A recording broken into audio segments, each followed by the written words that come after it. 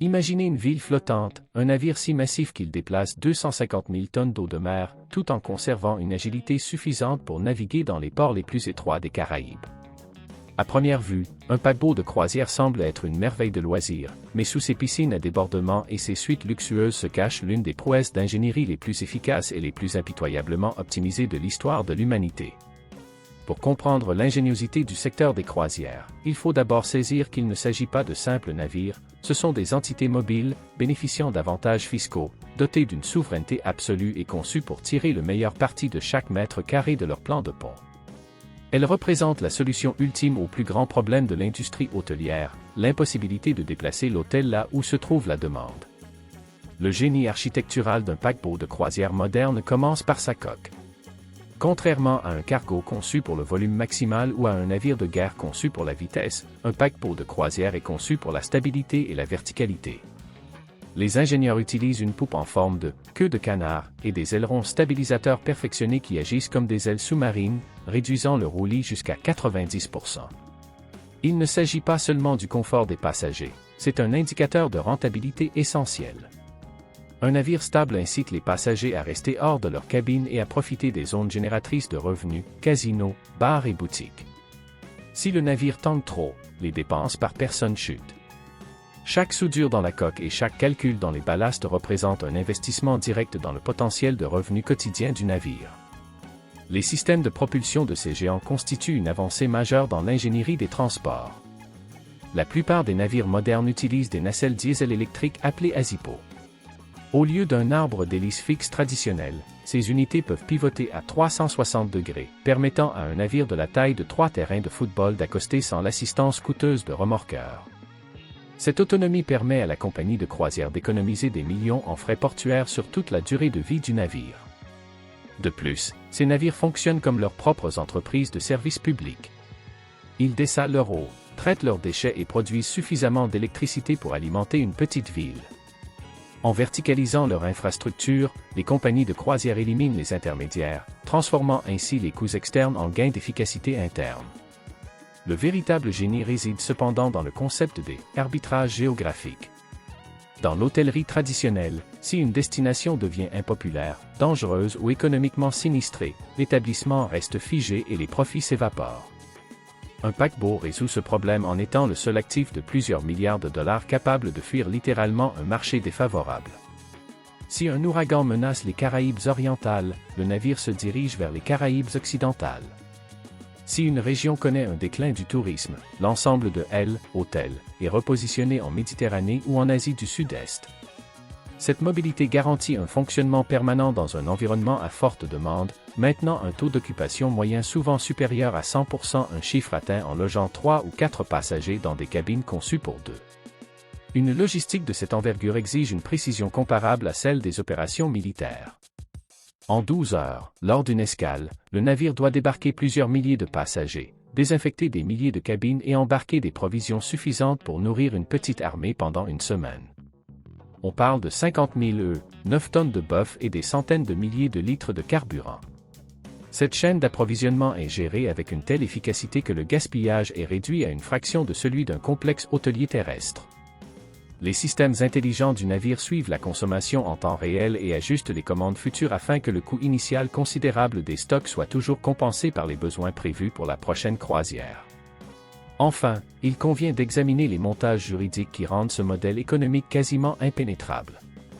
La plupart des grandes compagnies de croisière immatriculent leurs navires dans des pays comme les Bahamas, le Panama ou les Bermudes. Il ne s'agit pas d'une question d'héritage, mais d'une manœuvre stratégique. En opérant sous ces pavillons de complaisance, les compagnies peuvent contourner le droit maritime international et réduire considérablement leur impôt sur les sociétés et leurs coûts de main-d'œuvre. Elles gèrent en réalité une entreprise américaine ou européenne très rentable tout en respectant la réglementation financière et du travail d'un pays en développement. Cela leur permet de dégager une marge bénéficiaire que leurs concurrents terrestres ne peuvent tout simplement pas égaler, et ainsi de réinvestir des milliards dans des navires encore plus grands et plus sophistiqués. Si les cadres techniques et juridiques constituent le socle, le véritable génie du secteur des croisières réside dans sa maîtrise de l'économie en circuit fermé. Dès qu'un passager franchit la passerelle, il pénètre dans un écosystème méticuleusement conçu où la compagnie de croisière contrôle chaque aspect de son expérience. À terre, un touriste peut séjourner à l'hôtel, dîner dans un restaurant local, réserver une excursion auprès d'un prestataire et faire ses achats dans un centre commercial. En croisière, le navire fait office d'hôtel, de restaurant, d'organisateur d'excursions et de centre commercial. Cette intégration verticale permet à l'entreprise de capter l'intégralité du budget du voyageur, transformant un billet d'entrée à bas prix en un voyage très rentable. La stratégie tarifaire est un modèle d'économie comportementale. En proposant des tarifs de base souvent incroyablement bas, les compagnies de croisière attirent une clientèle très large. Cependant, ces tarifs sont souvent vendus au prix coûtant, voire à un prix proche du coût d'exploitation. Le véritable profit est généré par les dépenses à bord. Dès l'embarquement, tout est pensé pour inciter à des dépenses fluides et sans contrainte. La plupart des navires utilisent un système sans espèces, un bracelet connecté ou une carte liée à votre compte. En dissociant l'acte d'achat de l'échange physique d'argent, la gêne psychologique liée au paiement est considérablement réduite. Qu'il s'agisse d'un café haut de gamme, d'un surclassement dans un restaurant de viande de spécialité ou d'une mise importante au casino, la transaction reste imperceptible jusqu'à la réception de la facture finale le dernier matin. Ce contrôle s'étend bien au-delà de la coque du navire. L'une des initiatives les plus judicieuses de l'industrie moderne a été l'acquisition et l'aménagement d'îles privées. Au lieu de payer des taxes portuaires exorbitantes aux autorités locales de Nassau ou de Cozumel, les compagnies de croisière dirigent désormais leurs navires valant plusieurs milliards de dollars vers leur propre territoire privé, tels que Perfect Day at Coco Cay ou Half Moon Cay.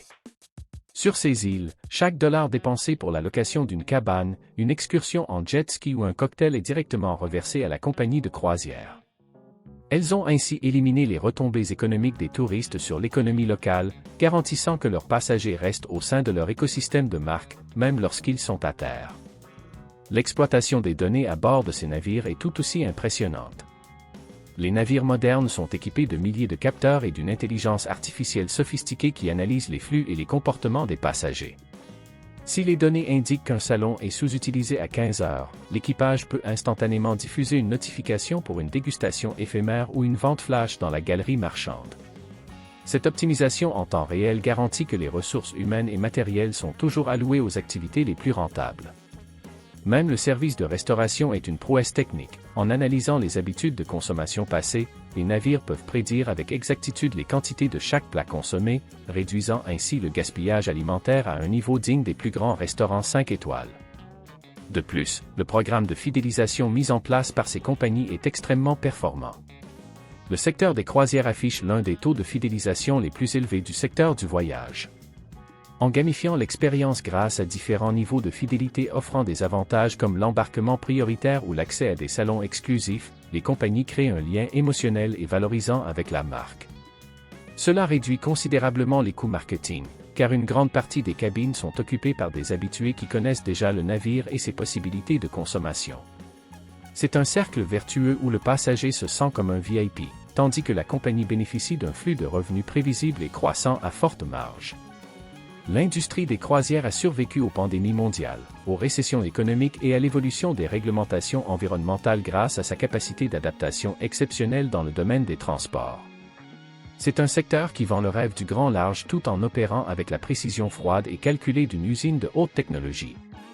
En combinant infrastructures mobiles, logistique optimisée fiscalement et maîtrise totale de l'environnement du consommateur, l'industrie des croisières n'a pas seulement créé de meilleures vacances, elle a bâti l'un des moteurs économiques les plus résilients et les plus rentables de la planète.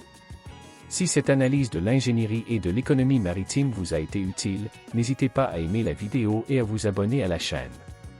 Chaque semaine, nous vous emmenons dans les coulisses des machines et des industries les plus complexes au monde. Merci de votre attention.